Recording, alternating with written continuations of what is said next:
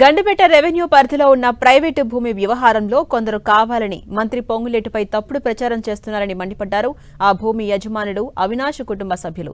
Survey number 259, 245లో ఉన్న private భూమి తమదేనని స్పష్టం చేశారు. ప్రస్తుతం ఆ భూమి కుటుంబ వివాదాల్లో ఉందని తెలిపారు. మంత్రి పొంగులేటికి ఈ భూమికి ఎలాంటి సంబంధం లేదన్నారు. రెవెన్యూ అధికారులు అధికారికంగా సర్వే నిర్వహించి తమ భూమిని తమకే అప్పగించాలని వారు కోరారు.